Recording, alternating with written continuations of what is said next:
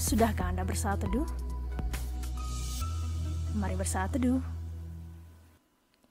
Shalom.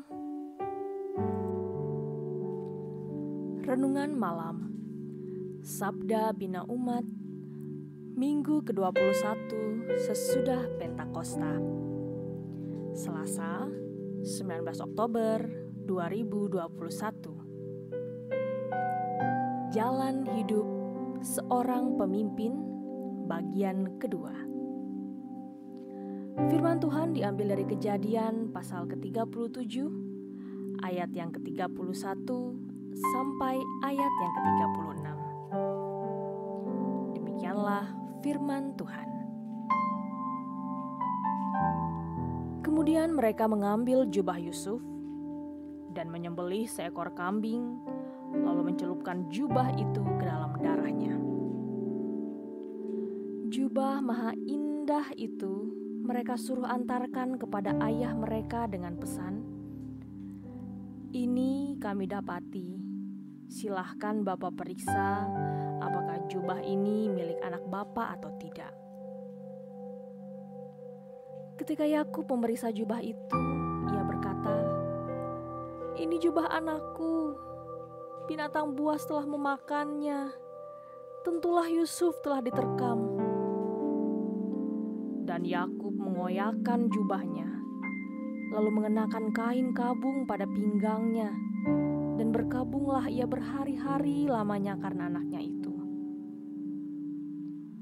Sekalian anaknya laki-laki dan perempuan berusaha menghiburkan dia, tetapi ia menolak dihiburkan, serta katanya, "Tidak, aku akan berkabung sampai aku turun mendapatkan anakku ke dalam dunia orang mati." Demikianlah Yusuf ditangisi oleh ayahnya. Adapun Yusuf, ia dijual oleh orang Midian itu ke Mesir, kepada Potifar, seorang pegawai istana Firaun, kepala pengawal raja. Demikianlah firman Tuhan.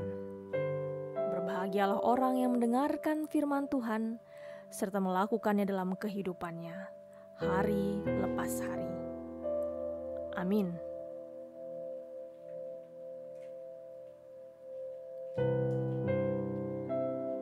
Meninggalkan teman, saudara, maupun orang tua sangatlah tidak menyenangkan. Apalagi tanpa ada pertemuan terakhir dan kata-kata perpisahan. Begitu juga dengan terpaksa berangkat ke tempat yang sama sekali asing dan meneruskan kehidupan. Kita tidak akan tahu apa yang akan terjadi di tempat baru itu, dan apakah kita akan kembali bertemu dengan orang yang disayangi atau tidak. Yusuf dibawa oleh orang Midian ke Mesir tanpa pamit kepada Yakub ayahnya yang sudah tua. Yang lebih menyakitkan lagi, saudara-saudaranya berkomplot untuk membohongi sang ayah dengan mengabarkan bahwa Yusuf telah mati dimakan binatang buas.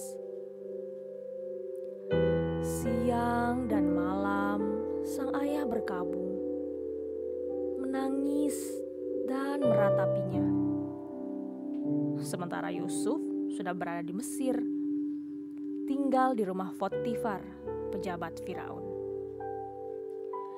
Disinilah Yusuf menjalani hidup yang penuh drama, terpisah dari keluarga, sampai akhirnya dipenjara karena fitnah. Yusuf tabah dan tidak menyalahkan siapapun. Ia pasti menangis sambil berusaha untuk tetap tegar.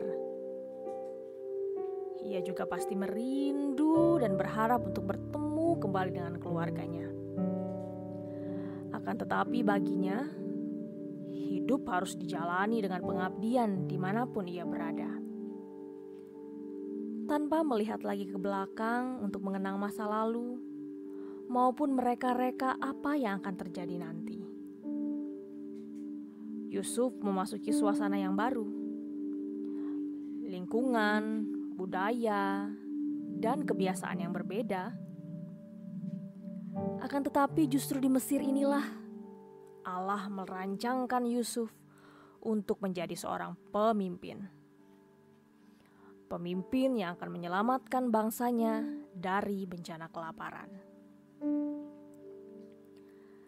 Perjalanan hidup yang meninggalkan banyak kenangan dan tangisan, janganlah membuat kita kehilangan semangat dan motivasi untuk hidup. Mari belajar memaknai pergumulan ini sebagai cara Tuhan membentuk kita menjadi pribadi yang lebih baik dan juga pemimpin yang sukses untuk menolong orang lain serta memuliakan Tuhan. Demikianlah perenungan firman pada malam hari ini. Kiranya Tuhan Yesus memberikan kita hikmat agar kehidupan yang penuh liku membuat diri kita tetap bersandar kepadanya. Tuhan Yesus memberkati.